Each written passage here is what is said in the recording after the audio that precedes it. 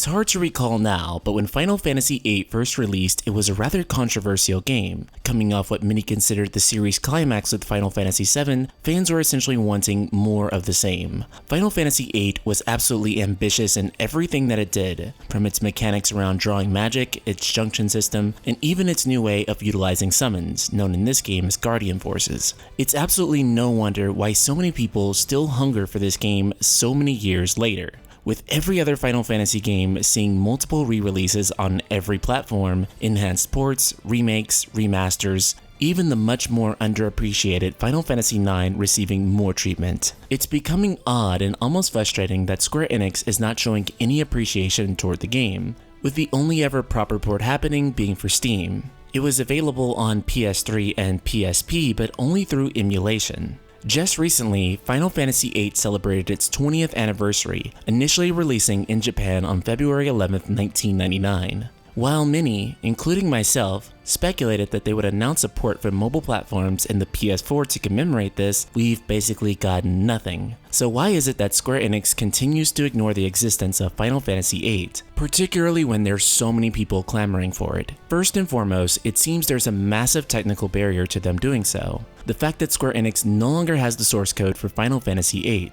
In fact, even when porting Final Fantasy VII to PC in the 90s, they had already lost the source code to the game soon after. The Japanese team was supposed to deliver Eidos the Gold Master version of the game to begin porting it. Instead, what they delivered them was an older build of the game that had many bugs and was littered with a whole host of issues. This left the team to have to reverse engineer parts of the PS1 version of the game in order to get the PC version working. However, the problems didn't end there. When Square Enix wanted to re-release Final Fantasy VII on Steam, they went to contact Eidos for the Windows 95 version of it. Once they had it in hand, they could begin to upgrade it for modern PCs. And yet again, they found that the source code to FF7 was lost. Eidos president at the time, Keith Bosque, was asked on the matter in an interview with Polygon saying, quote, "The funny thing is, I got a call a couple of years ago from Square. They wanted to re-release the PC version of Final Fantasy VII. They asked me if I knew where the Gold Master was. They lost it."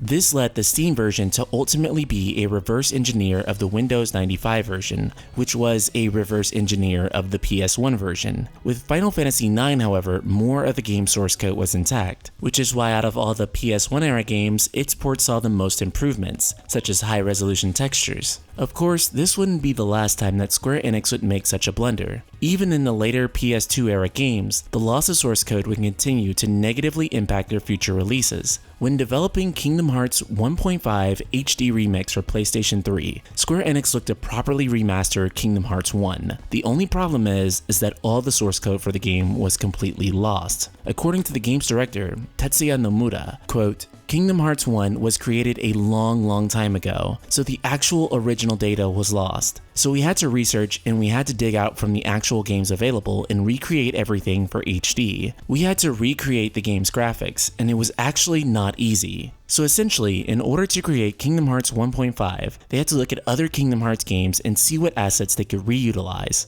As a fun fact, the actual character model for Sora in Kingdom Hearts 1.5 is actually his character model used in Kingdom Hearts Dream Drop Distance. For Final Fantasy VIII, the situation seems much more grim, as currently there's no workable source code for the game that would make it easy for them to port. The result is that Final Fantasy VIII is indefinitely stuck in limbo, as currently it's impossible to get a proper port of the game working without completely rebuilding it from scratch. With that said, it's going to be impossible for Square Enix to continue to ignore the game. If they had to rebuild Kingdom Hearts 1.5 from scratch, maybe they should redo the same for Final Fantasy VIII.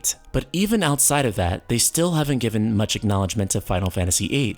This year, however, is still young, and Square Enix may up their sleeves more in order to celebrate Final Fantasy VIII's 20th anniversary. Just recently, they had an event in their high-end mobile game Mobius Final Fantasy to celebrate Final Fantasy VIII, and while that is epic for Mobius players, the game is still quite far behind in English, meaning that players here in the West will be stuck waiting yet again. But it's not just that Square Enix isn't able to produce anything playable, but the fact that the company isn't even acknowledging the game on its birthday. As pointed out by thegamer.com, the official Square Enix member community also ignored any mention of Final Fantasy VIII.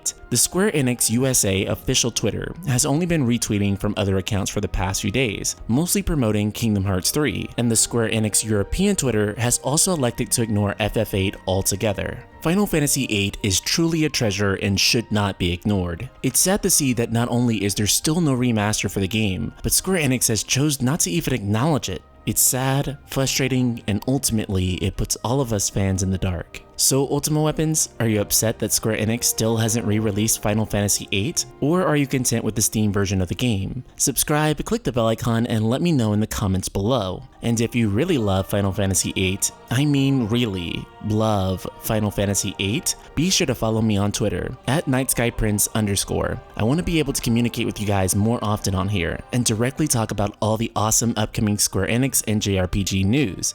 I plan to follow back every single one of my first 1,000 subscribers. So let's get in touch, link in the description below. Today's Patreon shoutout goes to Dakota. People like her are what keep this channel alive. Shout out to her and the rest of the Ultima community.